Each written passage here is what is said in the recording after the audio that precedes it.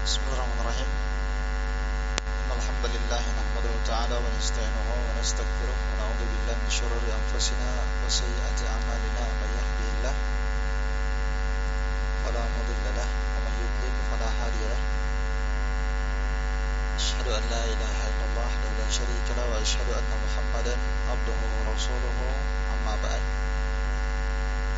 Baik, kita lanjutkan kembali insyaallah pelajaran Minhajus Salikin wa Tadhihul Fiqh Lid-Din karya Al-Allamah Al-Faqih Abdurrahman bin Nasir As-Sa'di rahimahullahu taala.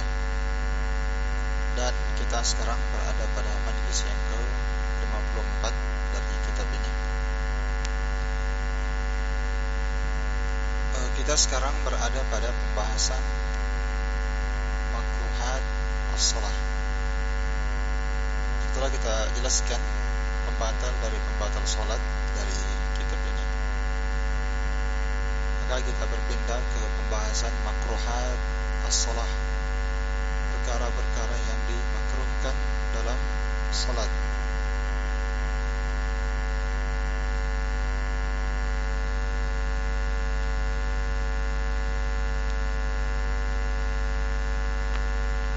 Kata Syekh Abdurrahman bin Nasir As-Sa'di rahimahullahu ta'ala,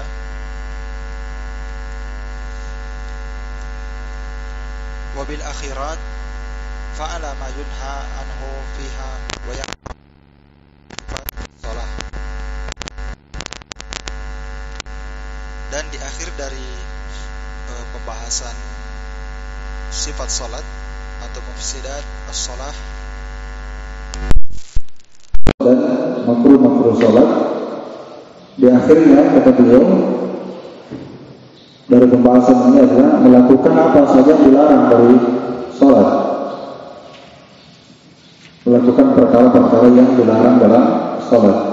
Ini pembahasannya makruhat, perkara-perkara yang dimakruhkan dalam salat.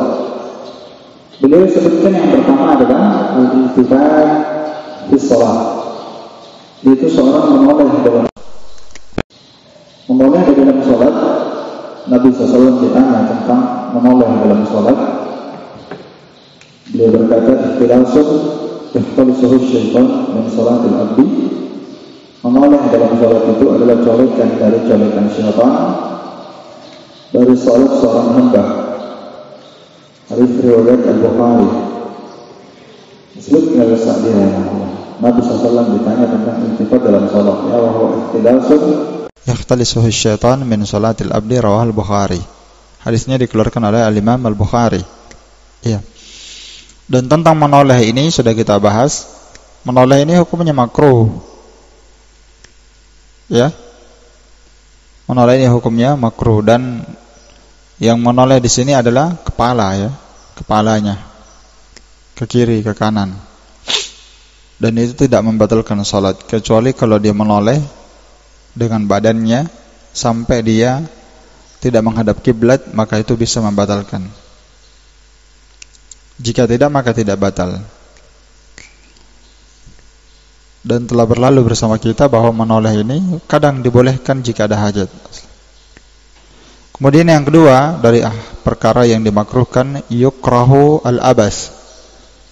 Dimakruhkan seorang melakukan perbuatan sia-sia dalam salat. Apa makna al-abas? Yani kullu fi'lin li ghardin ghairi sahih. Setiap perbuatan yang bukan dengan tujuan dan maksud yang benar. Setiap gerakan dalam salat yang bukan dengan tujuan yang sahih, bukan dengan maksud yang dibenarkan dalam syariat. Sama saja apakah dia berbuat sia-sia dengan pakaiannya, dia berbuat sia-sia dengan pakaiannya, dia elus-elus, dia goyang-goyangkan, ya. Bil badan, atau dia berbuat sia-sia dengan badannya, goyang-goyang, ya. Bil firash, atau dia berbuat sia-sia dengan sajadahnya, dengan sajadah yang dia pakai salat, atau alas yang dia pakai salat, atau selain daripada itu. Maka semua perkara ini yunafil khusyuk, menafikan khusyuk dan menafikan perintah untuk tenang dalam salat. Ya, menafikan perintah syariat di mana kita diperintah untuk tumaknina, diperintahkan untuk sakinah, tenang dalam salat, sementara dia nih goyang-goyang. Kan itu banyak dalil sebenarnya tentang larangan ini, termasuk hadis Ibnu Mas'ud, inna fi sholati la syughla, sesungguhnya di dalam salat itu adalah ada kesibukan yang sudah cukup menyibukkan, maka tidak pantas seorang melakukan perkara-perkara yang bukan bagian dari salat seperti yang disebutkan tadi. Dan juga pernah kami, kata sahabat Jabir bin Samurah, kami pernah keluar bersama Nabi SAW. Kemudian Nabi berkata, mali arakum rafi'i aidikum, kenapa saya melihat kalian mengangkat tangan-tangan kalian? Iya. Ka'annaha adnabu khayli syumsin uskunu fi shalah, seakan-akan tangan kalian itu seperti kuda yang tidak bisa tenang. Ekor kuda, ya, adnab, ekor kuda. Seperti ekor kuda. Khailin ini kuda, ya, artinya. Syumsin artinya liar. Seperti ekor kuda yang tidak bisa tenang, goyang-goyang terus. Jadi kalau salat jangan digoyang-goyang terus itu badannya, tangannya. Ya. Yang ketiga, wa wad'ul yad 'alal khasirah, meletakkan tangan di al-khasirah, di pinggang, ya, berkaca pinggang. Ini juga termasuk perkara yang dimakruhkan, sudah pernah kita bahas. Ya. Nabi SAW melarang seorang salat mukhtasiran, berkaca pinggang, meletakkan tangannya di pinggangnya.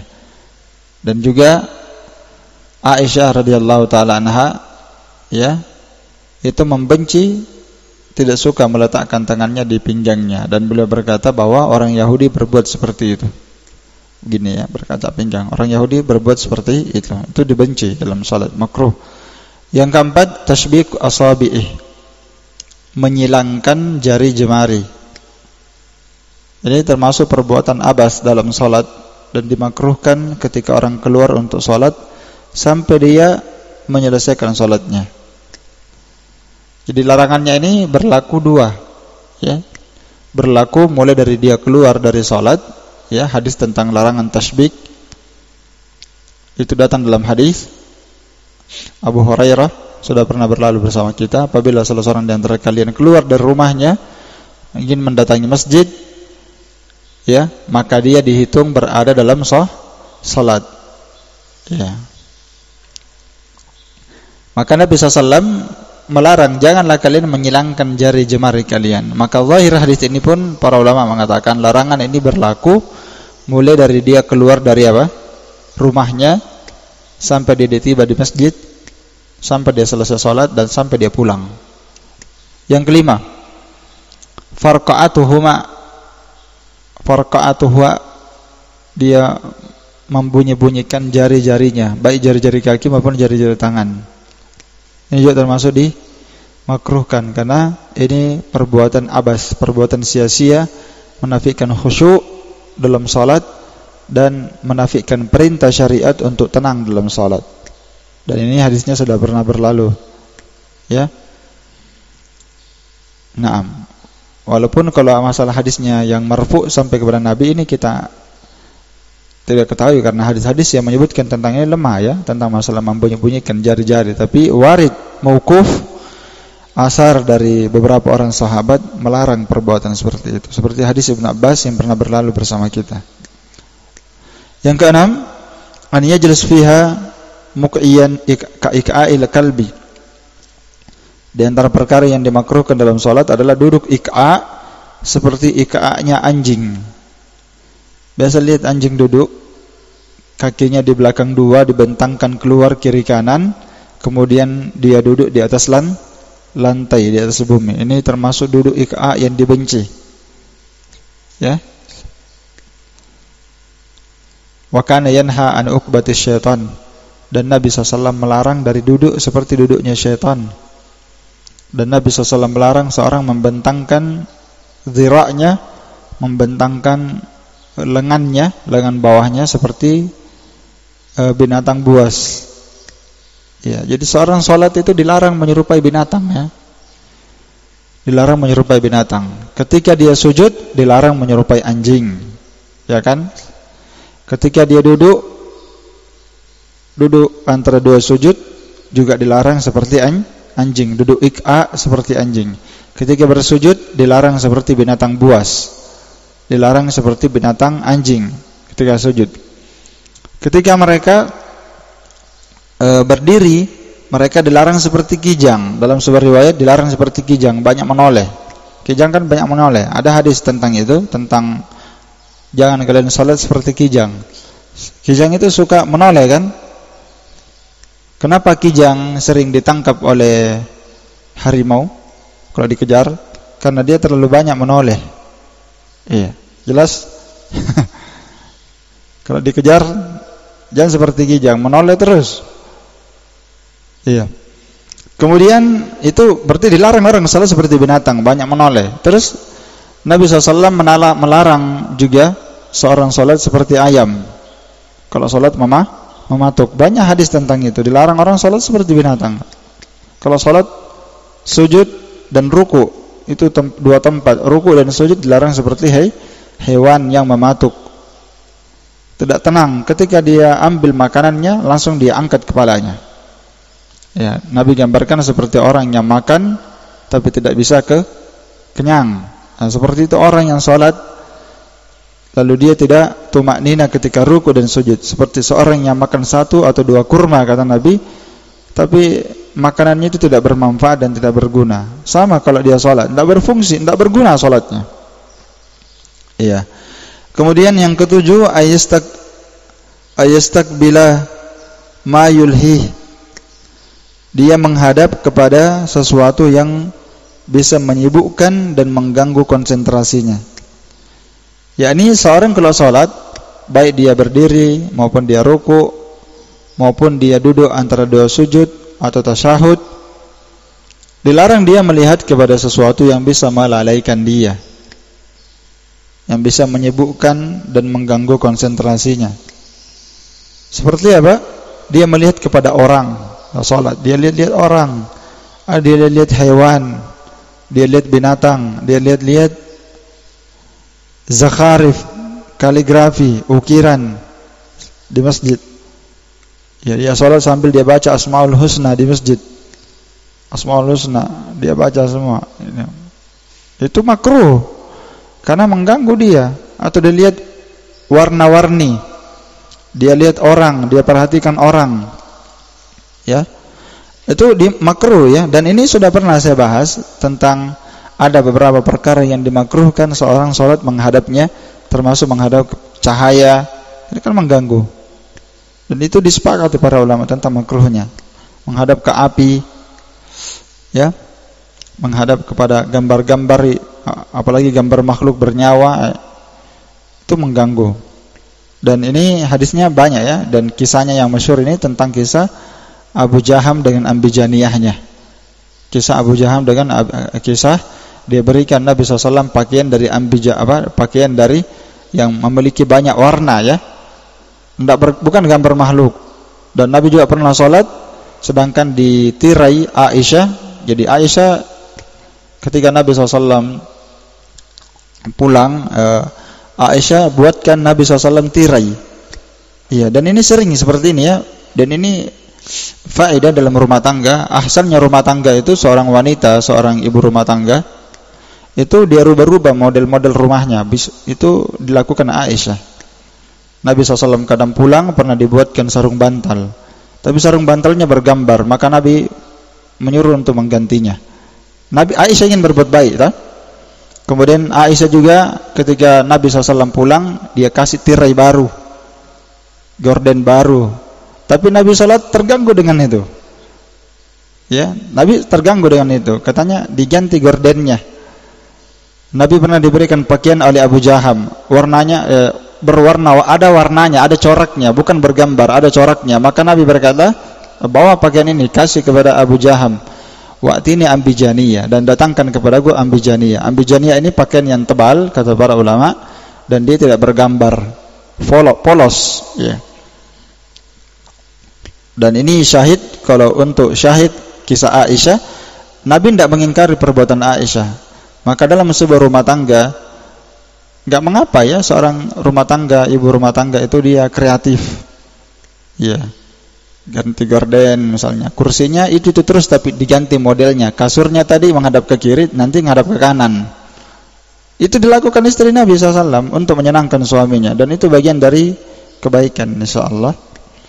Apalagi perempuan itu suka memang seperti itu. Iya. Taib. Yang penting jangan dibuat susah ya. Ya, tehelnya dibongkar, ganti tehel baru. Wah, itu namanya pemborosan. Ya, baru 1 bulan catnya diganti cat yang baru. Wah, habis duit. Ya, kalau seperti Aisyah tadi bagus ya, kreatif. Taib. Dan seseorang itu sepantasnya dia terganggu dengan warna-warna yang Nabi SAW terganggu dengannya. Kalau ada orang yang tidak terganggu dengan warna pelangi di depan dia, berarti masalah dia itu. Berarti dia masalah, karena orang yang paling khusyuk tentunya Nabi SAW, dan Nabi terganggu dengan warna, corak-corak warna itu Nabi terganggu dengannya. Iya. Kemudian yang ke-8, au yadkhula fiha wa qalbuhu mustajilun, atau dia memasukkan ke dalam hatinya ya perkara-perkara yang mustagilun, yang mengganggu dan menyibukkan dia. Iya. Seperti apa? Bimudafa'atil akhbasain. Dia menahan 2 lubang. Akhbas artinya buruk ya. Akhbas khabis, buruk. Dimusannakan dia akhbasain. Ya, hadisnya kan sudah lewat bersama kita. La salata bihadratit ta'am wa huwa wala wa huwa yudafi'uhu al-akhbasan. Al-akhbasan musannah. 2 lubang yang jelek. Tempat keluarnya kotoran, dikatakan akhbas karena tempat keluarnya kotoran. Maka makruh seorang memasukkan ke dalam hatinya, ya, hatinya dimasuki oleh perkara-perkara yang mengganggu dia dalam sholat, seperti menahan 2 lubang, buang air kecil, buang air besar, dan buang angin. Itu dia tahan, maka itu makruh dia sholat seperti itu. Atau dia sholat dalam keadaan hatinya lalai disebabkan karena lapar, bihadrati ta'am, ketika makanan sudah disiapkan, yashtahihi, dia berselera, maksudnya dia lapar. Kalau dia tidak lapar, dia kenyang, makanan dihidangkan, ini enggak masalah ya. Tapi kalau dia lapar, para ulama mempersyaratkan yashtahihi, dia lapar dan dia sangat berselera, ahsannya dia makan, karena itu yang akan mengganggu. Adapun kalau dia kenyang, dia juga tidak berselera sama makanan, maka ini tidak mengganggu namanya, tidak mustagil. Maka ahsannya dia dahulukan sholat. Iya, dia dahulukan sholat. Ini berdasarkan sabda Nabi SAW, la salata bihadratit ta'am wala wa huwa yudafi'ul akhbasan. Tidak ada sholat apabila makanan telah dihidangkan, wa huwa yastahi, itu ditambahkan dalam kondisi dia apa? Lapar dan sangat berselera terhadap makan itu. Iya. Kemudian yang kedua, dia menahan buang angin, buang air besar, dan buang hajat. Iya. Muttafaqun alaih, hadisnya Bukhari dan Muslim. Dan ada hadis riwayat Bukhari Muslim yang lain semisal hadis ini, yaitu sabda Nabi SAW, idza wudi'al asya wa uqimatis shalah, apabila makanan sudah disiapkan, wa uqimatis shalah, sedangkan salat sudah diiqamat, Allahu akbar, Allahu akbar, Allahu akbar, Allahu akbar, sudah diiqamat, fabda'u bil asya, maka dahulukanlah makan, kata Nabi. Jadi Nabi perintahkan dahulukan makan daripada salat. Bukan artinya mendahulukan kemaslahatan manusia dibandingkan kemaslahatan ibadah kepada Allah, tidak. Justru ketika dia disuruh makan, itu sebenarnya dikedepankan kemaslahatan ibadah. Karena tujuan dia diperintahkan makan supaya dia khusyuk, tenang ketika salat. Dan yang terakhir, yang ke-9, adalah yaftarish, membentangkan lengan, zira', membentangkan lengan bawah ketika bersujud. Dan ini dilarang oleh Nabi sallallahu alaihi wasallam, ya. Dalam hadis Anas bin Malik, Nabi SAW bersabda, "I'tadilu fis sujud." Pertengahanlah kalian dalam bersujud. "Wala yabsutu ahadukum dhira'aihi imbisatal kalbi." Dan janganlah salah seorang dari antara kalian membentangkan lengannya sebagaimana anjing membentangkan lengannya ke bawah ketika sujud. Maka itu makruh, dibenci, ya, menyerupai binatang seperti ini.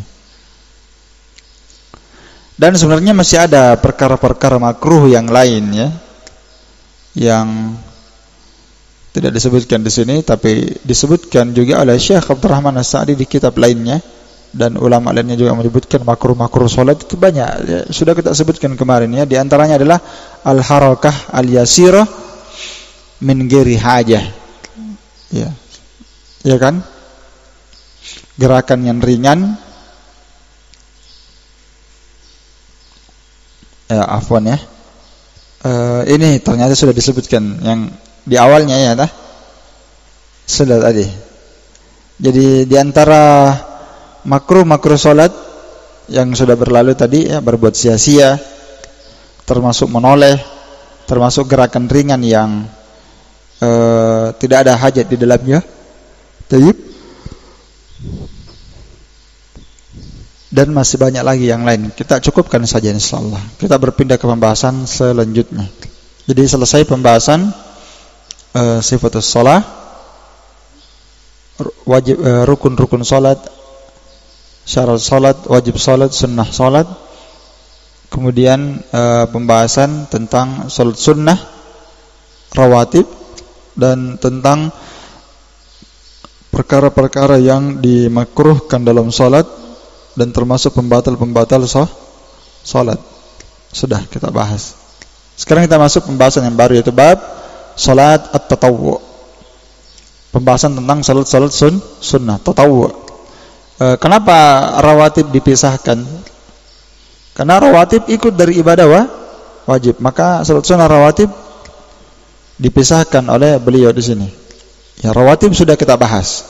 Jadi lanjut pembahasan salat sunnah lagi. Jadi salat sunnah itu banyak, ya. Kita telah membagi salat tatawwu kemarin terbagi dua. Ada salat tatawwu muqayyad, ya, dan ada mutlak. Salat sunnah tatawwu mutlak adalah salat sunnah yang tidak terikat oleh waktu dan tempat serta kondisi keadaan. Sedangkan salat sunnah muqayyad yaitu salat sunnah yang terikat oleh waktu dan tempat serta kondisi keadaan. Kemudian dari salat sunnah tatawwu ini, ya, dari salat tatawwu ini ada yang dikerjakan secara berjamaah dan ada yang dikerjakan sendirian, iya. Dan tentunya salat sunnah tatawwu yang dikerjakan berjamaah itu lebih afdal dibandingkan dikerjakan secara sendirian. Kan salat sunnah duha sendirian, tidak berjamaah, iya kan? Demikian pula qiyamul lail asalnya dikerjakan sendirian, tidak berjamaah kecuali di bulan Ramadan yang dikenal dengan tarawih. Makanya Syekh Ibnu Utsaimin berkata bahwa qiyamul lail, salat malam yang dikerjakan berjamaah di selain bulan Ramadan itu bid'ah, kata beliau. Ya, bid'ah. Boleh dilakukan berjamaah di luar Ramadan, ahyanan boleh, kadang-kadang. Sebagaimana Nabi SAW pernah salat qiyamul lail di luar Ramadan bersama Ibnu Abbas, iya kan? Kisahnya. Sebagaimana Nabi SAW pernah salat bersama Abu Sa'id Al-Khudri berdua. Pernah Nabi SAW salat bersama siapa? Huzaifah ibn Yaman, ya. Pernah salat bersama Ibn Mas'ud. Dan itu terjadi bukan ratib, bukan kebiasaan Nabi seperti itu. Sahabat mengikuti Nabi SAW salat sunnah di malam hari, qiyamul lail, mereka ikut, mereka ingin mengambil faidah, pelajaran bagaimana qiyamul lailnya Nabi SAW. Jelas? Dan itu tidak boleh dijadikan ratib, kebiasaan. Makanya seorang suami istri Boleh tidak dia qiyamul lail bersama suaminya, bersama istrinya? Kita katakan boleh, ahyanan, kadang-kadang. Di luar Ramadan. Sama sebagian di pesantren-pesantren, mereka kadang melakukan qiyamul lail jamaah, ya kan? Pesantren awam. Bangunkan tengah malam jam 3. Qiyamul lail berjamaah semua, setiap malam seperti itu. Itu bukan sunnah. Tidak boleh orang qiyamul lail berjamaah. Boleh kadang-kadang saja. Nabi tidak mencontohkannya. Melakukan ini ratiban, dilakukan terus-menerus, dianggap sebagai bagian dari ibadah, syariat, maka itu bid'ah. Yang boleh hanya di bulan Ramadan berjamaah. Jadi ada salat sunnah itu dikerjakan berjamaah, dan ada yang memang asalnya sendirian. Salat sunnah duha, salat sunnah rawatib, tahiyatul masjid, salat sunnah wudu, ya, itu asalnya semua dilakukan bersendirian. Dan ada salat tatawwu' yang memang dikerjakan berjamaah. Dan salat sunnah dan salat tatawwu' ini ada yang dikerjakan berjamaah, dan kita katakan itu lebih baik dan itu lebih afdal. Pahalanya maksudnya, ya, pahalanya itu salat sunnah tatawwu' dikerjakan secara berjamaah itu lebih afdal dibandingkan salat tatawwu' yang dilakukan secara bersendirian. Jelas nih? Iya. Karena itu dari salat tatawwu' ini, jadi kalimat tatawwu' ini, tatawwu' itu maknanya sebenarnya luas, ya. Maknanya luas. Ada tatawwu' yang sifatnya wajib.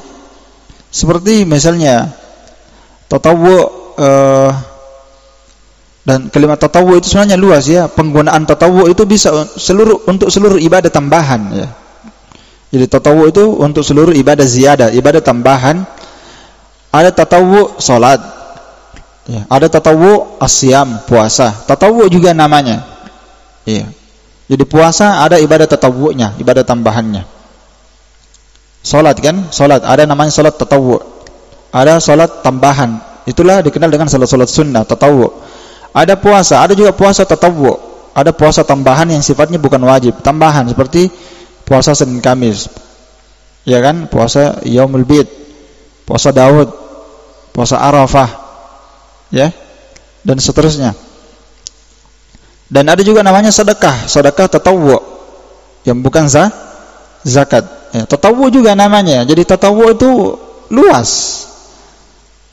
ibadah yang sifatnya tambahan. Dan tentang ibadah tatawwu' ini dijelaskan dalam sebuah riwayat bahwa seorang yang paling pertama dihisab adalah Salatnya kan yang pertama dihisab. Kalau salatnya bagus kan, maka ibadah yang lain ikut bagus, insyaallah.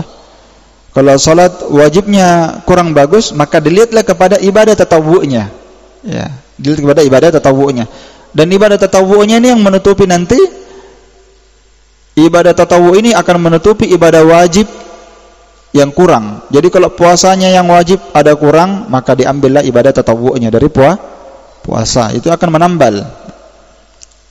Salatnya ada yang kurang, yang wajib, maka salat tatawwu'nya itu yang akan menambal. Sama dengan ibadah yang lainnya, seperti zakat dan seterusnya, maka sedekahnya itu akan menambal ibadah wajib yang kurang. Naam. Kemudian jadi dari ibadah tatawwu' ini seperti salat, ya, seperti salat Id misalnya, salat Id itu kan tatawwu juga kan, salat Idul Fitri, Idul Adha. Memang namanya tatawwu, akan tetapi sebagian besar para ulama berpendapat bahwa salat Id itu hukumnya wajib, bukan sunnah. Ya, wajib. Mana dalilnya? Nanti semua akan datang, kita jelaskan. Akan datang, ya. Jadi walaupun namanya dimasukkan oleh para ulama dalam bab tatawwu, salat tatawwu, ya jangan kita pahami berarti tidak wajib. Ya, jadi kita pahami itu tidak wajib. Bahkan salat Id itu wajib, sampai Nabi SAW perintahkan untuk keluar salat Id walaupun wanita yang haid, apalagi yang tidak haid. Iya kan? Iya. Baik, kita masuk salat tatawwu yang pertama. Ini dimasukkan yang pertama oleh para ulama adalah salatul khusuf. Salat al-khusuf.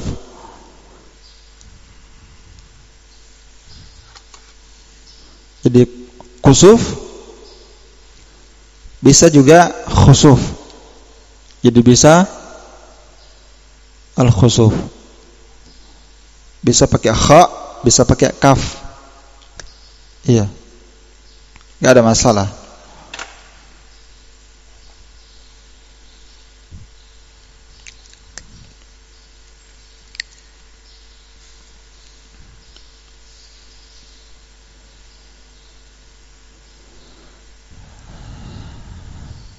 Walaupun sebagian para ulama membedakan,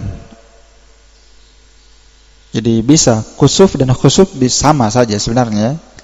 Walaupun sebagian fuqaha mereka membedakan kalau khusuf gerhana matahari, khusuf pakai kaf, kalau khusuf gerhana bulan. Kalau jadi kaidahnya begini saja, kalau kita sebutkan dia satu khusuf, maka khusuf masuk di dalamnya. Difaham ya? Seperti itu. Jadi kalau ada ulama menyebutkan judul salat al-khusuf pakai kaf seperti sini, maka khusuf masuk di dalamnya. Masuk gerhana bulan, masuk gerhana matahari, karena asalnya satu kalimat ini diitlaqkan untuk yang lain. Sama kalau pakai khusuf, pakai kha, maka khusuf masuk di dalamnya. Tapi ketika dia digabungkan khusuf dan khusuf, maka maknanya khusuf lain, khusuf lain. Pakai kha lain, pakai kaf lain. Kalau khusuf pakai kaf gerhana matahari, sedangkan khusuf gerhana bulan. Nah, seperti itu. Dan saya lihat kebanyakan para ulama yang ketika mereka menulis kitab fikih, ini yang paling pertama disebutkan dari salat tatawwu. Ya, ini yang paling pertama disebutkan dalam salat tatawwu, karena memang dari salat tatawwu yang paling afdal adalah salat khusuf. Ya. Salat khusuf. Semua dalil-dalil yang warid tentang salat khusuf itu semua lafadznya amar ya, rata-rata amar, perintah. Siapa yang melihat matahari dan bulan padanya terjadi gerhana, maka diperintahkan salat khusuf. Sekarang kita lihat ta'rif tatawwu. Tatawwu itu maknanya adalah fi'lu ta'ah, melakukan ketaatan. Itu makna tatawwu, melakukan ketaatan. Ya. Yang asalnya dia adalah tambahan dari yang wajib. Kalau salat tatawwu maknanya adalah salat yang ghairul wajib, salat yang bukan wajib. Ya. Walaupun nanti berdasarkan prakteknya para ulama khilaf. Kalau prakteknya nanti kita baca khusuf, itu ulama mengatakan wajib. Salat Id, Idul Adha, Idul Fitri, ulama mengatakan wajib. Dan itu pendapat yang lebih tepat. Dalilnya sangat banyak. Iya. Di antara fadilah keutamaan tatawwu ini, dia akan menyempurnakan ibadah wajib yang kurang. Itu tadi yang sudah saya sebutkan ya. Ya. Hadisnya itu banyak. Itu di antara faedah ibadah tatawwu, ibadah tambahan yang bukan wajib. Dia akan menambal ibadah yang wajib kalau ibadah wajib kurang. Satu. Yang kedua, ibadah tatawwu ini merupakan asbab mahabbatullah, sebab datangnya kecintaan Allah Subhanahu wa taala. Berdasarkan hadis yang pernah kita baca dari hadis Bukhari dari sahabat Abu Hurairah, Nabi SAW bersabda, Allah Ta'ala berfirman, man adali waliyan faqad adzantuhu bil harb, siapa yang mengadakan permusuhan terhadap wali-waliku, maka aku mengumumkan peperangan kepadanya. Wa ma taqarraba ilayya abdi bi syai'in ahabba ilayya mimma aftaradtu alaihi, dan tidaklah ya hambaku mendekatkan diri kepadaku dengan sebuah ketaatan yang lebih aku cintai dibandingkan ibadah yang aku wajibkan. Dari sekian yang Allah Ta'ala turunkan dari ibadah ketaatan, maka ketaatan wajib, ibadah wajib inilah yang paling Allah cintai. Saking Allah cintai, kata para ulama, Allah Ta'ala memberikan hukuman kepada orang yang meninggalkannya. Iya kan? Dihukum orang yang tinggalkan ibadah wajib, dikasih sanksi, hukuman. Wa ma yazalu abdi yataqarrabu ilayya bin nawafil hatta uhibbahu, dan senantiasa hambaku mendekatkan diri kepadaku dengan ibadah nawafil. Jadi nama lainnya tatawwu, nawafil, nafilah. ya.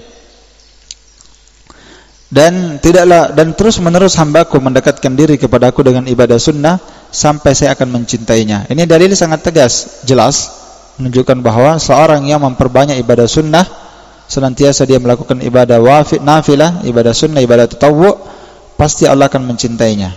Jadi sebab untuk mendapatkan kecintaan Allah memperbanyak ibadah sunnah. Tapi diperjelas dulu, memperbanyak ibadah sunnah tambahannya setelah dia menegakkan yang wajib. Iya, jangan salah pahami. Banyak orang sibuk ibadah sunnah, dia rajin qiyamul lail, rajin puasa sunnah, rajin qiyamul lail, tapi ketinggalan salat wajib di masjid, salat subuh. Nah, ini namanya orang ditipu oleh syaitan. Rajin dia puasa, tapi karena dia sering berpuasa, maka dia tinggalkan sebagian kewajiban-kewajibannya dan menelantarkan haknya. Karena dia puasa, dia capek, maka dia tidak bisa menegakkan kewajibannya yang lain. Seperti apa? Salat di masjid, menunaikan haknya keluarga, atau semisal dengannya. Jadi jangan dia menyibukkan diri dengan yang wajib, menyibukkan diri dengan ibadah sunnah, memperbanyak sunnah, lalu dia menelantarkan yang apa? Yang wajib. Jadi di sini keutamaan ibadah sunnah jika dia sudah menegakkan kewajibannya, maksudnya dia sudah menegakkan kewajibannya, karena sudah pasti menegakkan yang wajib lebih afdal dibandingkan orang menyibukkan diri dengan ibadah sunnah. Iya. Kemudian ta'rif al-kusuf dan al-khusuf. Sudah kita jabarkan tadi ya. Ya. Khusuf gerhana matahari. Gerhana matahari. Dikatakan dia kusuf atau khusuf karena cahaya matahari dan bulan itu hilang. Apakah hilang kulluhu seluruhnya atau ba'duhu? Hilang separuhnya. Hilang seluruh cahaya matahari dan bulan. Berarti kalau terjadi ini gelap ya, terjadi kegelapan. Iya. Apakah hilang keseluruhnya atau hilang sebagiannya? Iya. Berarti menjadi gelap. Kemudian pembahasan ketiga, jadi sudah tadi ya definisi salat tatawwu. Kemudian keutamaan tatawwu, kemudian definisi salat khusuf sudah. Sekarang kita masuk ke pembahasan selanjutnya, hukum salat khusuf atau kusuf. Kata Sa'di rahimahullah, wa akiduha. Akiduha, ha ini kembali kepada tatawwu ya. Kembali kepada apa? Ha-nya ini kembali kepada at-tatawwu. Ibadah tatawwu yang paling muakkad. Ibadah sunnah yang banyak kan? Ibadah sunnah banyak ya. Ibadah sunnah, salat sunnah itu sangat banyak sekali. Salat sunnah mutlak, ada salat sunnah muqayyad, ada salat sunnah yang dikerjakan sendirian dan ada yang berjamaah. Dari seluruh salat sunnah yang paling afdal adalah kata Sa'di salatul kusuf. Salat kusuf yang paling afdal. Iya. Salat kusuf yang paling afdal. Kenapa? Salat kusuf yang paling afdal di antara seluruh salat sunnah tatawwu li'annaha yushra'u lahal jama'ah mutlaqan, karena dia disyariatkan bahkan diperintahkan oleh Nabi dikerjakan secara berjamaah. Itu sebabnya. Tentunya orang yang berjamaah lebih afdal daripada dia salat sendiri. Hadisnya kan jelas. Salatnya kata Nabi orang yang berdua lebih afdal dibandingkan dia salat sendiri. Orang salat bertiga lebih utama dibandingkan salat berdua. Salat berempat lebih utama dan lebih afdal dibandingkan dia salat bertiga. Semakin banyak orang yang salat maka semakin afdal. Iya, itu sebabnya. Dan sisi yang lain, kenapa salat kusuf ini adalah salat tatawwu yang paling afdal, yang paling muakkadah, yang paling ditekankan, dianjurkan karena dia menyerupai salat wajib. Ya, itu sebab yang kedua, dia menyerupai salat wajib berjamaah. Yang ketiga, karena Nabi SAW tidak pernah meninggalkan sekalipun ketika terjadinya khusuf, gerhana matahari ataupun gerhana bulan. Berbeda dengan selain salat khusuf, seperti salat istisqa. Ya, kadang Nabi SAW salat dan kadang Nabi meninggalkannya di waktu yang lain. Salat istisqa, salat minta hujan. Ketika terjadi peceklik musim kemarau. Tapi kalau khusuf, gerhana matahari, gerhana bulan, Nabi SAW tidak pernah meninggalkannya. Selama ada yang namanya gerhana dalam masa hidup Nabi SAW, pasti Nabi tidak pernah meninggalkannya. Iya. Jadi kalau tentang masalah muakkadnya, mana salat tatawwu, salat sunnah yang paling terafdal di antara seluruh salat sunnah, maka kita katakan yang paling terafdal adalah salat khusuf, gerhana matahari atau gerhana bulan, dengan alasan yang tadi. Itu masalah muakkadnya yang paling afdalnya. Adapun berbicara tentang wajibnya, itulah khilaf. Apakah dia wajib atau dia sunnah muakkadah? Iya. Kalau Syekh Abdurrahman mengatakan ini adalah sunnah muakkadah dan dia adalah yang paling muakkad di antara seluruh salat tatawwu. Karena beliau, kata beliau, lianna Nabi SAW fa'alaha wa amara biha.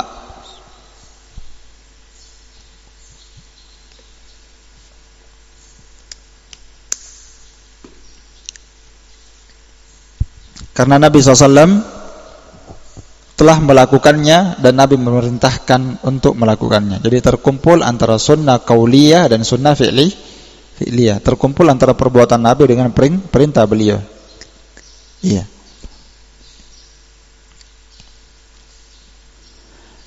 Para ulama berdalil bahwa salat khusuf itu disyariatkan ya berdasarkan firman Allah Ta'ala dalam surah Al-Isra ayat 59, wa ma nursilu bil ayati illa takhwifa, dan tidaklah kami mengutus ayat-ayat kami kecuali untuk mempertakuti makhluk, mempertakuti hamba-hamba Allah, mempertakuti manusia.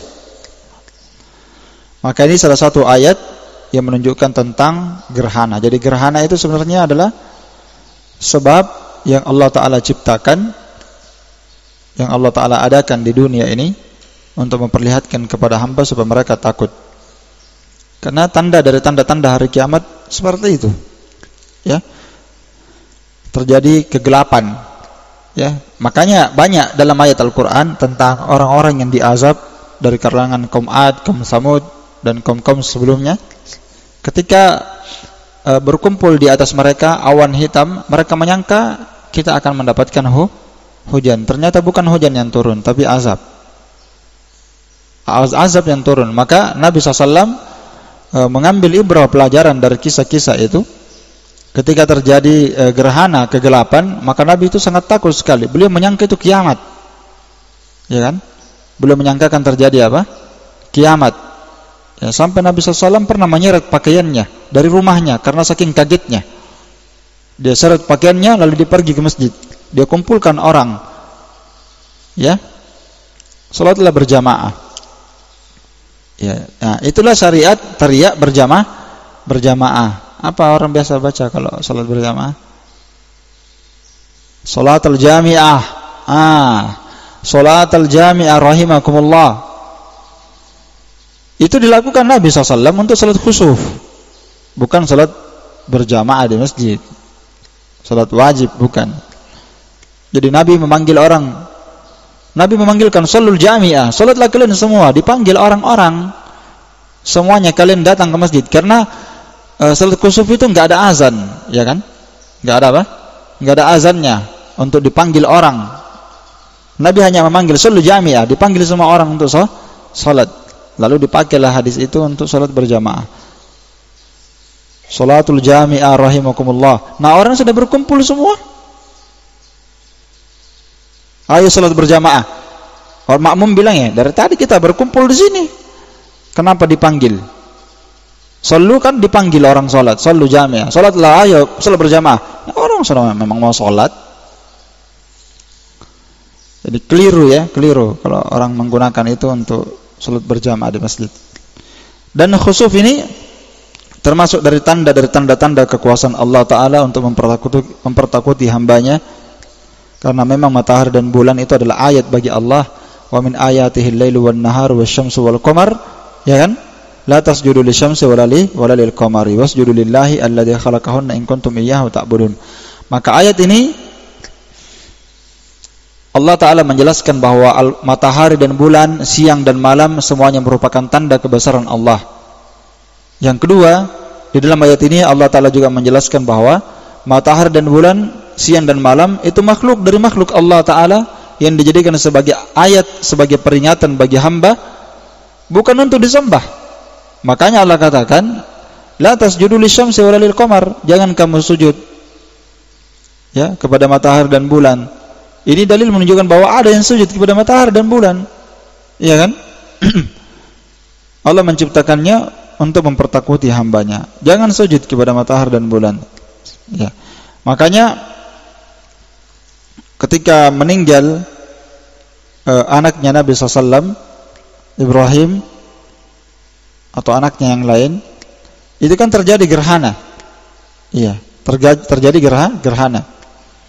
Maka Nabi SAW berkata bahwa gerhana ini terjadi bukan karena kematian seseorang. Iya kan? Bukan karena kematian orang tertentu, meninggal syekh, meninggal guru tak gerhana. Bukan. Keliru, sangat keliru sekali. Dikaitkan kematian orang dengan gerhana atau dijadikan sebagai tanda-tanda lainnya. Intinya bahwa terjadinya gerhana itu takhwifan, untuk mempertakuti hamba. Ayat dari tanda-tanda kebesaran Allah Subhanahu wa taala. Iya. Dan ala kulli hal tentang wajibnya sebagian para ulama berpendapat wajib. Iya. Adapun sunnah maka ijma' para ulama. Sunnah hukumnya ya. Jadi ijma' para ulama bahwa salat khusuf itu sunnah, itu ijma'. Tapi berpendapat wajib atau tidak itu khilaf. Tadi sudah kita katakan ada berpendapat sunnah muakkadah dan ada pendapat yang lain dia berkata apa? Wajib. Berpendapat wajib. Dan di sini kita katakan adanya ijma' para ulama bahwa dia adalah sunnah itu tidak menafikan pendapat yang mengatakan wajib, tidak saling menafikan. Iya. Karena mereka ijma' alal aqal. Ijma' berdasarkan kadar paling minimal. Berdasarkan kadar paling minimal. Dan itu tidak mewajibkan pendapat yang mengatakan wajib. Karena itu Imam Ibnul Mulakkin, Imam Ibnul Mulakkin ini termasuk ulama jago ini ya. Tulisan-tulisannya itu dia adalah seorang ulama ahli hadis dan ahli fikih. Dan dia telah mensyarah Umdatul Ahkam ya, lebih 10 jilid. Namanya Al-I'lam. Ahli hadis, ahli fikih. Ibnul Mulakkin ini menukil ijma' disunnahkannya salat apa? Khusuf. Iya. Disunnahkan salat khusuf. Iya. Dan ada pendapat lain yang beliau nukil dari mazhab Syafi'iyah yang mengatakan dia adalah fardu kifayah. Jadi ada pendapat lain ya. Berarti ini sudah 3 pendapat. Beliau menyebutkan satu wajah sisi dari mazhab Syafi'iyah. Ada yang berpendapat fardu kifayah. Apa yang fardu kifayah? Ya, kalau sudah ada sebagian kaum muslimin yang salat di situ, maka gugurlah kewajiban yang lain. Jadi dia bukan fardu ain. Ini jelas ya. Kalaupun berpendapat wajib, ada yang berpendapat wajib salat khusuf, maka paling tinggi kita katakan wajibnya wajib apa? Wajib kifayah. Tidak mungkin wajib ain, tidak mungkin wajib ain. Ya, walaupun mungkin ya ada yang berpendapat wajib ain, wallahu alam. Saya juga tidak tahu. Yang jelas ini sisi wajah yang disebutkan oleh beliau dari pendapat para ulama. Iya. Dan sebagian lagi para ulama ada yang mentakbir ya. Ada yang mentakbir bahwa kewajiban atau sunnah melakukan salat khusuf itu disyariatkan ada syarat-syaratnya. Iya kan? Yang disyariatkan salat. Ya, bagi mereka yang melihatnya. Iya kan? Maka bagi mereka yang melihatnya, maka dia diperintah untuk salat. Baik dia kerjakan dalam kondisi sendirian, bisa sendirian dia kerjakan. Kalau ada yang berkata salat khusuf, boleh tidak dikerjakan sendirian? Boleh. Walaupun afdalnya berjamaah. Iya, jelas ini? Iya. Maka siapa yang melihatnya, misalnya seorang wanita, dia di rumahnya, dia melihat matahari seperti kisah Aisyah ya, kisah Aisyah. Aisyah kan pernah salat khusuf, kemudian datanglah Zainab bintu Abi Bakar berbicara, ada apa ini? Kenapa? Ya kan berbicara dengan Aisyah, sudah lewat hadisnya, mungkin antum lupa.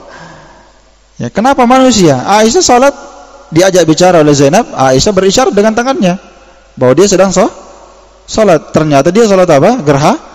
Dia sedang salat gerhana. Ya. Maka kalau ada yang berkata boleh tidak salat sendiri, boleh. Dengan syarat dia melihat. Kalau dia dapatkan berita, maka dia tidak salat. Makanya ditanyakan kepada para ulama belakangan ya, seperti Syekh Shalih Fauzan juga ditanya, bagaimana dengan orang yang mendapatkan berita salat khusuf? Bolehkah dia salat? Tidak boleh dia salat kecuali dia lihat. Kecuali dia apa? Dia melihat. Iya. Wa tasalla an sifati hadits Aisyah. Kalau dia lihat gerhana matahari itu, maka dia salat seperti sifat yang diterangkan ya. Dia salat sebagaimana sifat yang diterangkan dalam hadis Aisyah. Sifat salat khusuf itu diterangkan, kata Aisyah bahwa anna Nabi sallallahu alaihi wasallam jahara fi salati. Lihat di matan kitabnya antum. Kata Aisyah bahwa Nabi sallallahu alaihi wasallam menjaharkan salat khusufnya bi qiraatin, dengan bacaan Quran. Fa shalla 4 rakaat. Nabi sallallahu alaihi wasallam salat 4 rakaat. Rakaat maksudnya di sini ruku, jangan salah terjemah. Nabi SAW salat 4 rakaat. Apa itu 4 rakaat? 4 kali ruku fi rakaatain, untuk salat 2 rakaat. Wa 4 sajadat, dan Nabi salat 4 kali sujud.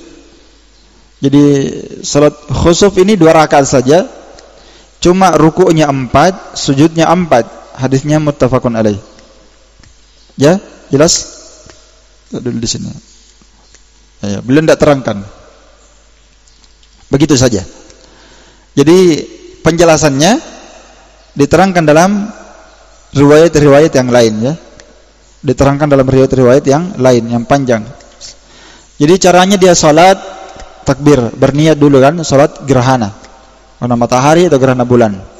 Dia berniat dalam hatinya, berniat untuk salat khusuf atau khusuf ya. Gerhana matahari atau gerhana bulan. Taib. Kemudian bertakbir, Allahu Akbar. Imam membaca Al-Fatihah. Ya. Seperti salat sunnah yang lain. Kita baca doa istiftah.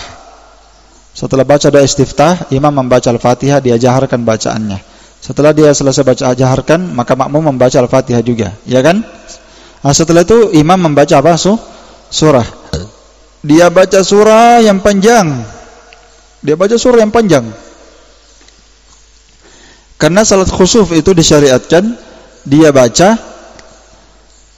nanti dia selesai salat 2 rakaat, diharapkan sampai selesai gerhana. Ya, seperti itu dalam hadis. Jadi dia salat 2 rakaat itu salatnya panjang sekali.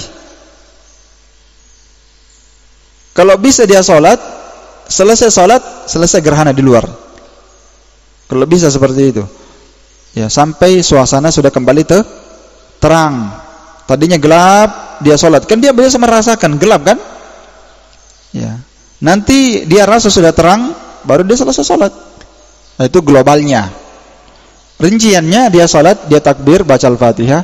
Setelah itu dia baca surah panjang. Misalnya dia baca Al-Baqarah misalnya. Dia baca 1 juz. Rakaat pertama. Ya. Contoh. Setelah itu dia ruku. 1 kali ruku. Rukunya panjang sekali. Setelah dia ruku, ya, dia bangkit lagi kembali berdiri. Allahu Akbar. Ya kan? Kembali lagi berdiri. Dia baca lagi surah. Dia belum langsung bersujud. Jadi dia berdiri baca surah Al-Baqarah 1 juz misalnya, lalu dia ruku, Allahu Akbar. Setelah dia bangkit berdiri lagi, dia baca lagi surah. Dia baca lagi apa? Surah yang lebih pendek dibandingkan bacaan yang pertama. Misalnya dia baca 5 lembar, setengah juz, bagi 2-nya kan? Nah, setelah itu dia ruku, Allahu Akbar. Ini sudah 2 kali baca kan? Sudah dibaca 2 lembar, bacaan keduanya 5 lembar. Dia ruku, Subhanarabbiyal azim. Maka setelah itu dia baca Sami Allahu liman hamidah, Rabbana walakal hamdu. Setelah itu dia turun bersujud. Setelah dia turun bersujud, dia duduk antara 2 sujud. Setelah duduk antara dua sujud, dia sujud lagi. Berarti sudah berapa kali sujud? 2 kali. Setelah sujud kedua kalinya dia bangkit berdiri, baca lagi surah. Ya, surahnya ini lebih pendek dibandingkan surah sebelumnya. Ya, kalau tadi yang terakhir dia baca 5 lembar kan, maka boleh dia baca 3 atau 4 lembar. Misalnya dia baca 4 lembar, ya. Dia baca 4 lembar misalnya. Setelah dia baca 4 lembar, dia ruku, Allahu Akbar. Setelah dia ruku, dia bangkit lagi, Allahu Akbar. Bacaan terakhirnya dia baca 2 lembar. Ya kan, tadi 4 lembar di rakaat kedua. Setelah itu bacaan keduanya dia baca berapa? 2 lembar. Setelah itu dia ruku, Allahu Akbar, subhanarabbil azim, bangkit, sami'allahu liman hamidah, rabbana walakal hamdu. Setelah itu dia turun bersujud. Ya kan? Turun bersujud. Dan sujudnya ini nanti diatur seperti lamanya berdiri. Jadi lamanya dia berdiri, lamanya dia ruku, dan lamanya dia bersujud. Di kondisi yang pertama lebih lama dibandingkan kondisi yang kedua ketika dia ruku dan sujud. Di ruku yang pertama kedua lebih lama dibandingkan rukunya yang ketiga dan keempat. Jelas? Ya seperti itu. Itu yang warid. Jadi nanti kalau ditotalkan berapa kali dia ruku? 4 kali dia ruku dan 4 kali dia sujud. Nah, ini hadis Aisyah riwayat Bukhari dan Muslim. Iya. Dan dianjurkan ya setelah dia salat khusuf, dianjurkan dia berkhutbah. Siapa yang berkhutbah? Ya, tukang khatibnya. Bisa yang khutbah yang imam, bisa, dan bisa juga selainnya. Walaupun lebih bagus yang khutbah itu siapa? Yang imam. Taib. Dan khutbahnya ini tidak sama dengan khutbah Jumat. Enggak ada duduk antara dua khutbah. Jadi satu rukun khutbahnya, bukan 2 rukun seperti Jumat. 1 kali khutbah saja. Taib. Dan yang kedua, ya namanya bukan khutbah Jumat, boleh orang berbicara. Kalau khutbah Jumat berbicara, maka hilang pahala Jumat. Kalau ini enggak, insyaallah.